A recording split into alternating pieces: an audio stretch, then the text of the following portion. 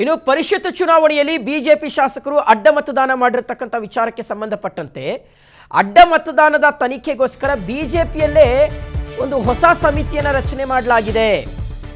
ಯಾರು ಪಕ್ಷದ ವಿರುದ್ಧ ವೋಟ್ ಮಾಡಿದ್ದಾರೆ ಅನ್ನೋದನ್ನ ತಿಳ್ಕೊಳ್ಳೋದಕ್ಕೆ ಒಂದು ಸಮಿತಿ ಬೇರೆ ರಚನೆಯಾಗಿದೆಯಂತೆ ನೋಡಿ. ಇದೊಂದು ರೀತಿಗೆ ಸಿಬಿಐ ಎಂಕ್ವೈರಿ ರೀತಿಯಲ್ಲಿ ಕಂಡು ಬರ್ತಾ ಇದೆ. ಅಡ್ಡ ಮತದಾನ ಮಾಡಿದ್ದು ಯಾರು ಅನ್ನೋದ್ರ ಬಗ್ಗೆ ಆಂತರಿಕ ತನಿಖೆಗೋಸ್ಕರ ಸಿ.ಟಿ. ರವಿ, ಎನ್.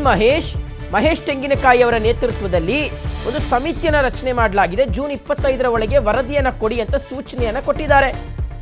ತುರ್ತು ದೆಹಲಿಗೆ ಬರುವಂತೆ ವಿಜಯೇಂದ್ರ ಮತ್ತು ಅಶೋಕ್ ಅವರಿಗೆ ಹೈಕಮಾಂಡ್ ಬುಲಾವ್ ಕೊಟ್ಟಿದೆ. ಜೂನ್ 23ಕ್ಕೆ ದೆಹಲಿಗೆ ಬನ್ನಿ ನೀವು ಅಂತ ಹೈಕಮಾಂಡ್ ಕರೆಸ್ಕೊಳ್ತಾ ಇದೆ.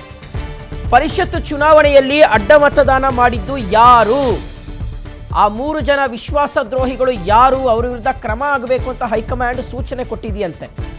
ಅದಕ್ಕೋಸ್ಕರವೇ ಒಂದು ತನಿಖಾ ಸಮಿತಿಯನ್ನು ರಚನೆ ಮಾಡಿದ್ದಾರೆ ಪಕ್ಷದ ಒಳಗಡೆನೆ.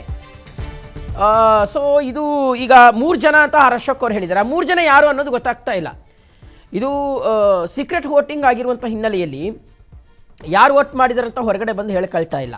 ಆಮೇಲೆ BJPಯಲ್ಲಿ JDS ಎಲ್ಲ ಹೆಂಗಾಗೋಗ್ಬಿಟ್ಟಿದೆ ಅಂದರೆ ಒಬ್ಬರ ಮುಖ ಒಬ್ಬರು ನೋಡ್ಕೊಳ್ತಾ ಇರುವಂಥ ಟೈಮ್ನಲ್ಲಿ ಅನುಮಾನದಿಂದಲೇ ನೋಡ್ಕೊಳ್ಬೇಕು. ನೀನು ಮಾಡಿದ್ಯಾ ಇಲ್ಲ ನಾನು ಮಾಡಿದ್ದೀನ, ನೀನು ಮಾಡಿದ್ಯಾ ಅನ್ನೋ ರೀತಿಯಲ್ಲಿ ಅನುಮಾನದಿಂದಲೇ ನೋಡ್ಕೊಳ್ಬೇಕಾದಂಥ ಒಂದು ಪರಿಸ್ಥಿತಿ ಇವತ್ತು BJPಯಲ್ಲಿ ಮತ್ತು JDSನಲ್ಲಿ ನಿರ್ಮಾಣ ಆಗಿದೆ.